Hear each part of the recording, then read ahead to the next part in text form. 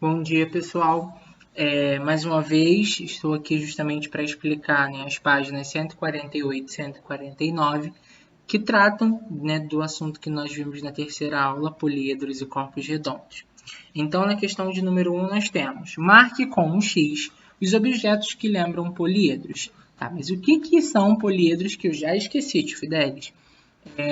Poliedros são figuras geométricas espaciais, naquelas que vão tomando um espaço, vão ocupando um local, ocupando um volume e que tem todos os seus lados, as suas faces planas, tá? Nenhuma forma circular. Então, a caixa de leite é uma, o recipiente de creme facial não, porque ele tem o formato circular, ele tem duas bases. O peso de papel na forma de pirâmide, sim. Temos a caixa de presente, que também é um poliedro. Essa figura, né, o chapéu, que representa, está mais próximo do cone, não. E o globo terrestre, que acaba sendo uma esfera, também não.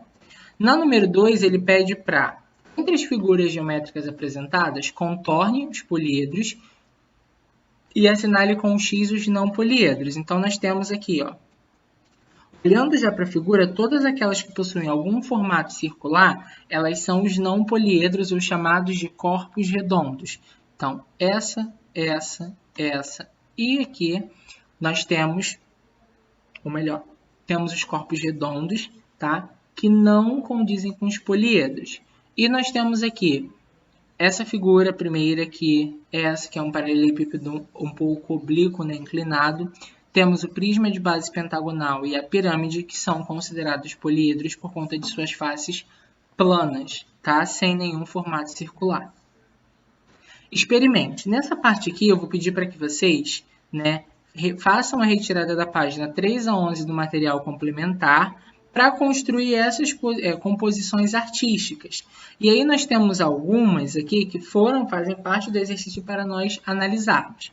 A professora de arte separou a turma em grupos e solicitou aos alunos que construíssem algumas composições artísticas, utilizando 4 peças. Então, nós temos cone, cilindro, cubo e pirâmide, tá? No grupo 1. No grupo 2, nós temos 2 pirâmides, né? Um cubo e um paralelepípedo. No grupo 3, nós temos uma esfera, um cone, um cilindro, melhor, 2 cilindros, né? Um mais comprido e outro mais larguinho. E no grupo 4 nós temos uma esfera, um paralelepípedo, uma pirâmide e um cone. Qual grupo utilizou apenas peças que lembram poliedros, ou seja, aquela onde eu tenho todas as figuras com faces planas? Somente no grupo 2. Por quê? No grupo 1 eu tenho o cone e o cilindro, que são corpos redondos. No grupo 3 eu tenho a esfera, o cone e os 2 cilindros, né, todas as figuras. No grupo 4, nós temos a esfera e o cone como corpos redondos. E aquele que em nenhuma das figuras teve, né, ou melhor, o conjunto corresponde a não poliedros. Nós só temos o grupo 3, tá? Que é justamente composto por uma esfera, um cone e 2. Pessoal, vamos para mais um vídeo, né? Só que agora corrigindo a seção mais atividades. Tá? Na questão número 1, nós temos uma ficha escolar que o professor preencheu com informações sobre o aluno Marcelo. Entre os números que aparecem na ficha, escreva o que expressa a quantidade. A quantidade, obviamente, é o 53, porque indica o total de atividades realizadas. Ordem, eu tenho que pensar justamente, né, em qual número ali está, de fato, expressando ordem. Que aí nós temos o número 4, né, indicando que ele está no 4º ano do ensino fundamental. A medida, né, ali nós temos uma medida de tempo, que é a idade do aluno. E por último, o código, que acaba sendo o telefone dele para entrar em contato. Tá? Então, esses 4 números eles foram utilizados ali com funções distintas, mas que estão mais presentes do que a gente imagina. Número 2. Jorge escreveu alguns números em 2 quadros, né? Utilizando apenas os algarismos do quadro verde, escreva o menor número possível de 5 algarismos diferentes. Então, eu não posso repetir nenhum. E se eu quero o menor número, eu tenho que começar, né? Obviamente, do menorzinho, se eu tenho 5 algarismos, o primeiro vai ser o menor deles até eu chegar no maior. Então, 1, 3, 5, 7, 9. Permanece nessa ordem, é o menor número possível para ser formado. E aí depois ele pede na letra B, utilizando os números do quadro azul, escreva o maior. Então, obviamente, para cada ordenzinha, né, para cada algarismo, eu vou sempre começar do maior para o menor nesse caso, ok? 3. O número 9.876 é o maior número formado por 4 algarismos diferentes. Letra A. Escreva o menor número formado por 5 algarismos diferentes.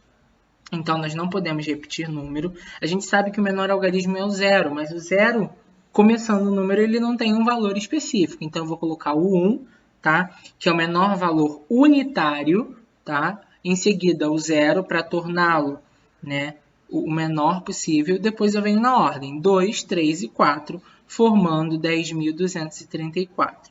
Depois ele pede, escreva o maior número formado por 5 algarismos iguais. O maior algarismo que se tem para formar o número é o 9. Então, por isso, ele se repetiu 5 vezes.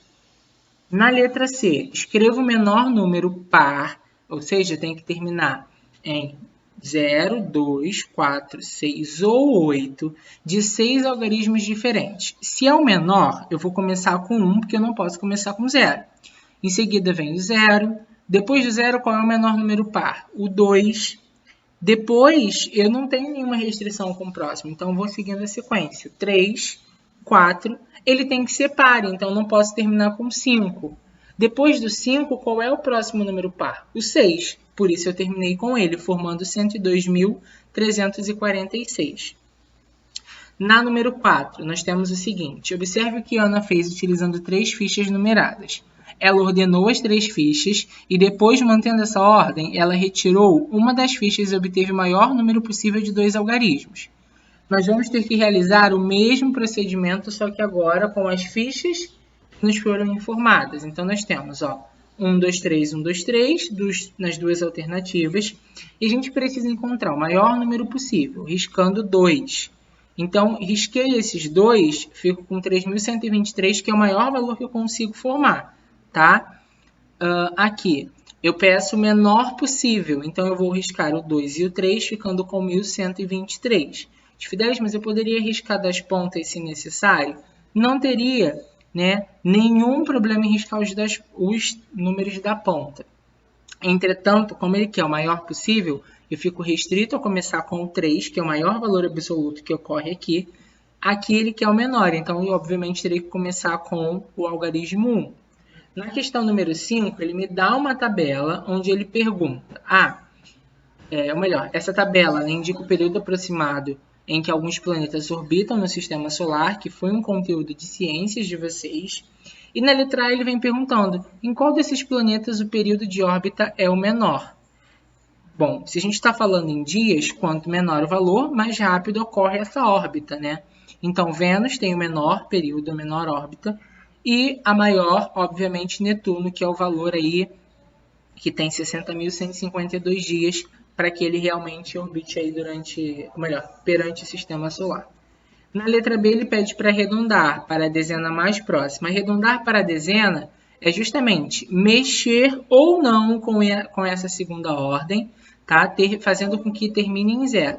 Então, aqui vira o 370, 387 vira o 390, 60.152 vira 60.150, 225 está mais próximo de 230 e 4.329 está mais próximo de 4.330.